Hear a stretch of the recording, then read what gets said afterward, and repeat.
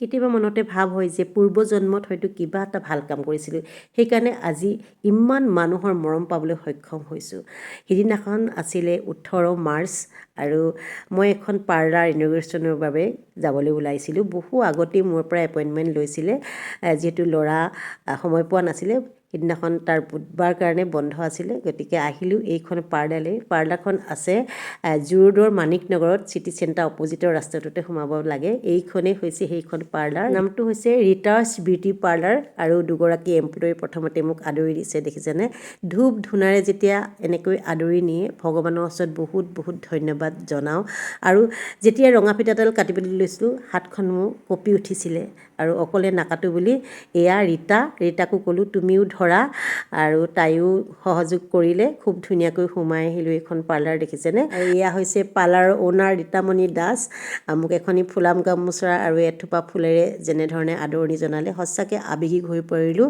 আৰু এইটো ক্ষেত্ৰত ৰীতা নতুন নহয়, তাই বহু আগৰ পৰাই ব্যৱসায় কৰি আহিছে। যিহেতু পাৰ্লাৰৰ কামো আগতে কৰিছিলে, পাৰ্লাৰ আছিলে।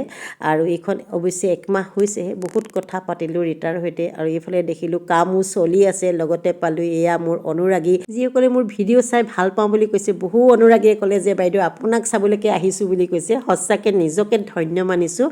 আপোনালোকক বহুত বহুত ধন্যবাদ। আপোনালোকে যে ইমানখিনি মৰম দিছে, দেখিছেনে? কিমান অনুৰাগী আছে মোৰ পাৰ্লাৰখনৰ। বেছিভাগ মানুহেই মোৰ অনুৰাগী আছিলে। বলক তেনেহ'লে ৰীতাৰ সৈতে কথা পাতিম।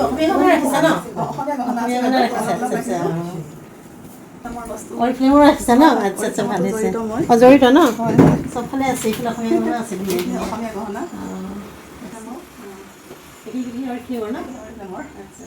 আপোনালোকেও আহক পাৰ্লাৰখনলৈ। খুব ধুনীয়া কাম তেখেতলোকক। যিটো সময়ত একাংশ মহিলাই লোকৰ পৰচৰ্চা কৰি সময় নষ্ট কৰিছে, সেইটো সময়ত ৰীতাৰ দৰে বহু মহিলা আগবাঢ়ি আহিছে কাম কৰিবলৈ। লগতে দুগৰাকী নিবনুৱা মহিলাক তেখেতে কৰ্মসংস্থাপনো দিছে। ৰীতাৰ দৰে নাৰী আমাৰ নাৰী জাতিৰ কাৰণে এক ডাঙৰ আদৰ্শ। বলক এইবাৰ মোৰ অনুৰাগীৰ সৈতে কি কথা পাতিলোঁ আপোনালোককো শুনাই আছোঁ।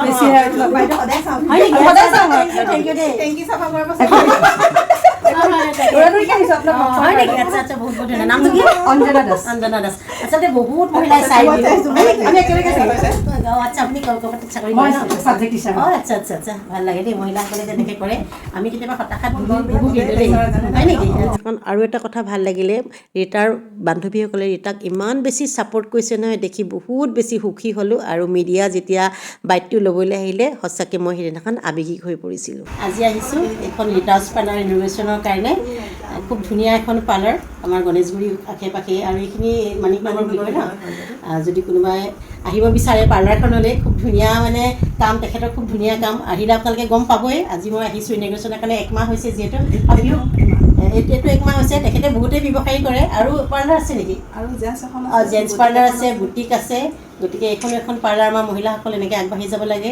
আৰু ঘৰত বহি থকাতকৈ এনেকৈ যদি কাম কৰি থাকে, সঁচাকৈ বহুত বেছি ভাল লাগে। আমি নিজে কাম কৰা মানুহ যিহেতু, আৰু এনেকুৱা কৰ্মত কৰা মানুহক আমি উৎসাহ দিওঁ আচলতে। আৰু বিহুৰ কাৰণে কিবা অফাৰ চফাৰ আছে নেকি তোমালোকৰ? বিহু অফাৰ আছে। আচ্ছা, এতিয়া বিহু অফাৰো চলি আছে। আপোনালোকক যদি লাগে, কোনোবাই যদি মানে ৰূপচৰ্চা কৰিব বিচাৰে, আপোনালোকে আহিব পাৰিব। খুব ধুনীয়া ছাৰ্ভিচ পাব। সেইখিনি ইনষ্টিটিউট এটা আৰম্ভ কৰিছোঁ। ইনষ্টিটিউট কিহৰ ইনষ্টিটিউট? ইনষ্টিটিউটতে চবখিনি ট্ৰেইনিঙে হ'ব। ট্ৰেইনিং হ'ব মানে এটা ভাল খবৰ যে তাতে শিকোৱা হ'ব, বুকিং চলি আছে।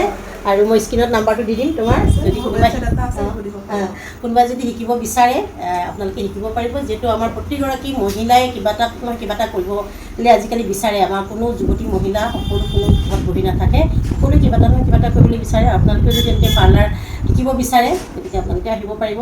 আৰু তেখেতৰ বুকিং যিহেতু চলি আছে, নাজানো সুধিলে তেখেতে এখন ইনষ্টিটিউটো খুলিবলৈ গৈ আছে, য'ত বিউটি পাৰ্লাৰ সকলোখিনি কাম কাজ শিকোৱা হ'ব। এইখন হৈছে জেণ্টছ পাৰ্লাৰ, সেইখনো অকণমান দেখুৱালোঁ। আৰু বুটিক এখনো আছে। নেক্সট ভিডিঅ'ত মই বুটিকখন দেখুৱাম, একেটা ভিডিঅ'তে, যিহেতু দীঘলীয়া হৈ যাব। লগতে ৰীতা বান্ধৱী কেইগৰাকীক বহুত বহুত ধন্যবাদ, ৰীতাক ইমান ছাপোৰ্ট কৰাৰ কাৰণে। আৰু শেষত ক'লে বাইদেউ বোলে ফেচিয়েলটো কৰি দিওঁ। মই বোলো মই ফেচিয়েল নকৰোঁ, যিহেতু বিয়া এখন খাবলৈ যাব লাগিব। গতিকে চুলিখিনিকে অকণমান কালাৰ কৰি দিবলৈ ক'লোঁ। এয়া চুলিখিনি খুব ধুনীয়াকৈ মোক কালাৰ কৰি দিলে। শেষত আহিলোঁ এয়া বিয়া ঘৰলৈ, আৰু বিয়া দেখুৱাই আছোঁ ৰ'ব। খুব এটা ব্যস্ততা দিন। এইটো ঋতু গান গাই আছে, কৈছে আণ্টি এটা গান গাওক। মই বোলো মই এতিয়া গান নাগাওঁ, খুব ভাগৰি আহিছোঁ। প্ৰেজেণ্টটো দিবলৈ বুলি গুচি গ'লোঁ। শেষত বাৰু গান গালোঁ, সেইটো ভিডিঅ' আপোনালোকক দিম। আৰু দৰা কইনালৈ লৈ অহা উপহাৰটো তেখেতলোকক আগবঢ়াই দিলোঁ আৰু মাকক লগ পালোঁ দৰাৰ মাক ইমান ধুনীয়া দেখিছেনে মানে কইনাতকৈও কোনো গুণেই কম নহয় তেনেহ'লে আজি ভিডিঅ'টো ইমানটা সামৰণি মাৰিছোঁ ধন্যবাদ